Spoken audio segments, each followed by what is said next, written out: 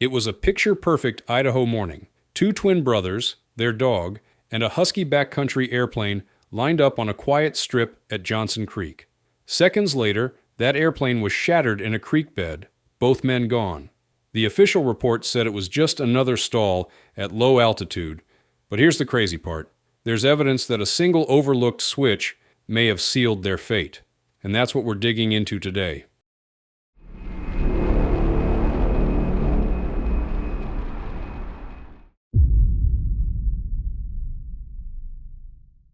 The timeline of this crash is brutally short. At about 6:30 in the morning, the Husky rolled down runway 35. It lifted off about halfway, began a slight right turn, and within just 18 seconds it was in the water, broken, only 265 feet past the end of the runway. No chance for a second try. The pilot was Daniel Harrow, 38 years old, a respected firefighter and paramedic in Bend, Oregon. He had around 170 hours total time, with about 160 in this very model of Husky. That tells you something. He bought this airplane to chase the dream of backcountry flying, and he put nearly all his time into learning it. His passenger was his identical twin brother Mark, also 38, who shared that adventurous streak. They'd grown up together in Alaska, chasing the outdoors, and sitting in the back was their medium-sized dog, Cinder, who somehow survived. They had been camping and hopping around the Idaho backcountry for a few days. On this morning, it was time to head home. But here's the real issue. Enthusiasm and hours in the logbook don't automatically equal proficiency, especially not in a tail dragger in the mountains at nearly 5,000 feet elevation. The Husky is a fantastic airplane, but it demands precision, and that's where inexperience, even in a familiar airplane, can quietly set the stage for disaster. Now, let's talk numbers, because this is where things start to look really bad. The Husky A1A has a certified maximum gross weight of 1,890 pounds. On this flight, the load sheet was ugly.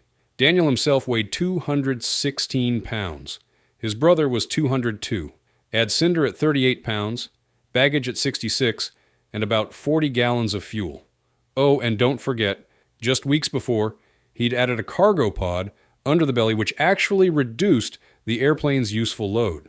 When investigators crunched the numbers, the airplane came out about 229 pounds over its maximum gross weight. Not only that, but the center of gravity was likely outside the approved envelope.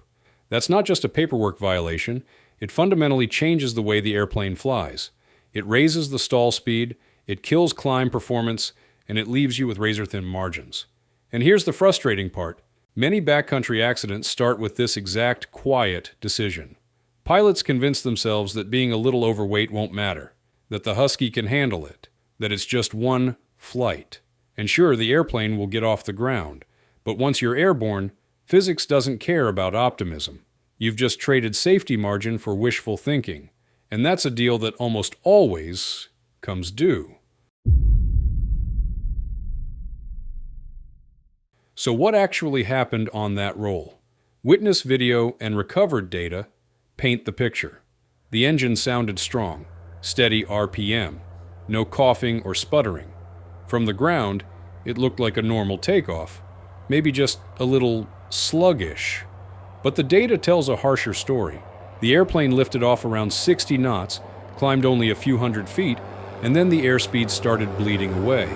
Within seconds, it was down to 45 knots, then 36 knots, and at that point, it simply mushed over and went down. And here's something that makes the Husky different. A lot of airplanes give you a crisp, unmistakable stall brake. The Husky? Not always. It can just mush, holding a high nose, descending at an increasing rate, but without that violent stall snap to wake you up. For an inexperienced pilot, that's extremely deceptive. You think you're still flying, when in reality, the wing is done generating lift. Now, add in the overweight condition. At 200 plus pounds over gross, stall speed wasn't 39 knots anymore. It was closer to 45, which means Daniel was operating right inside the stall margin without realizing it. And the airplane never gave him the clear warning he might have been expecting. That combination, sluggish acceleration, deceptive stall behavior, and an overloaded airplane, was already more than enough to doom the flight. But as you'll see in the next part, that wasn't the only problem. In fact, it may not have even been the biggest one. When the NTSB's final report came out, the conclusion felt almost too predictable. They said the pilot failed to maintain adequate airspeed on initial climb, stalled the airplane, and impacted terrain. They added one line about the airplane being over gross weight as a contributing factor. That's it. Now technically, they're not wrong.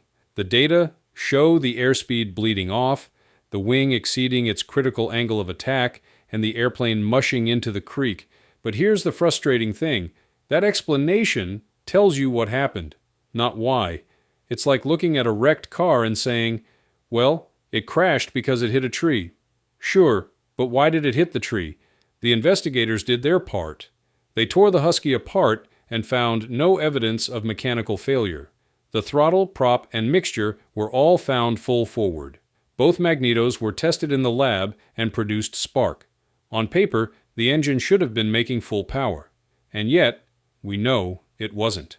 That's the disconnect the probable cause doesn't resolve, because this Husky should have been capable of better climb, even overloaded. The real puzzle was, why did it never accelerate, never build margin, never climb out of danger?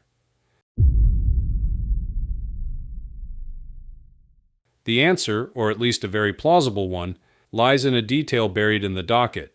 The ignition switch, the key, was found set not to both, but to left magneto only. Now, for those less familiar with aircraft engines, here's why that matters. Each cylinder has two spark plugs, one powered by the left magneto, one by the right.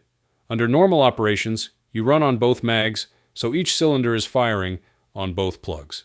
It's smoother, it's stronger, it's redundant. But if you leave it on just one, the engine still runs, but you've effectively cut your ignition system in half. You lose efficiency, you lose power, and your climb capability tanks. And the thing is, this is not a crazy theory. It matches what witnesses reported. One camper said the engine sounded steady, but almost like a door slamming shut. Others said it was running, but not with the strong bite you'd expect from a Husky at full power. The ForeFlight data backs that up too. The airplane never really accelerated after liftoff. It was climbing on paper, but just barely. So, how does this happen? Most likely Daniel performed his mag check during run-up. That's standard. You check the left, check the right, make sure both fire, and then return the switch to both. It seems almost certain he just didn't click it back that morning. Maybe he was distracted, maybe cold and rushing, maybe chatting with his brother. Whatever the reason, he took off with half an ignition system. And here's the kicker. The NTSB didn't highlight it. They stuck with pilot failed to maintain airspeed. True, but incomplete. Among pilots online, in analysis videos, forums, and hangar talk, this magneto detail is considered the real smoking gun. It explains what the official cause couldn't, why the Husky's engine sounded fine, but performed so poorly. This wasn't the only mistake. Don't get me wrong. The airplane was still overloaded, and Daniel's experience was limited for this kind of flying. But the single most decisive factor may have been that key left in the wrong detent. It's the tiny, almost silly mistake that had devastating consequences. So, what can we learn from this? A lot. And it's not just for backcountry pilots. First, the obvious. Respect the numbers. Overweight, aft CG, density altitude, these aren't abstract calculations. They directly change stall speed, climb performance, and safety margins. Daniel and Mark paid the price for believing the airplane could handle more than it was designed to carry. Second, and maybe even more important, is switch discipline. There's an old habit pattern. Action-reaction. If you touch a switch, confirm the result. Don't assume. In this case, that one confirmation, both mags, check, might have saved 2 lives. And it's not just magazines. It's fuel selectors, trim settings, flaps, all the little things we sometimes rush past. Third, know your airplane's stall personality. Not every wing gives you a clear, dramatic break. The Husky, when heavy, tends to mush. That's sneaky. If you're waiting for the nose to drop, you'll already be sinking. It's critical to recognize that mush for what it is, a stall in disguise. And lastly, remember the backcountry truth. If the airplane doesn't feel like it's performing, you abort. You land straight ahead, you stop, you live to figure it out. Fighting physics in a canyon is a battle you will not win. This crash shook the Bend, Oregon community. Daniel wasn't just a pilot. He was a firefighter, a paramedic, a husband. Mark was a beloved brother, partner, outdoorsman. People described them as adventurous, inseparable, the kind of guys who chased life at full speed.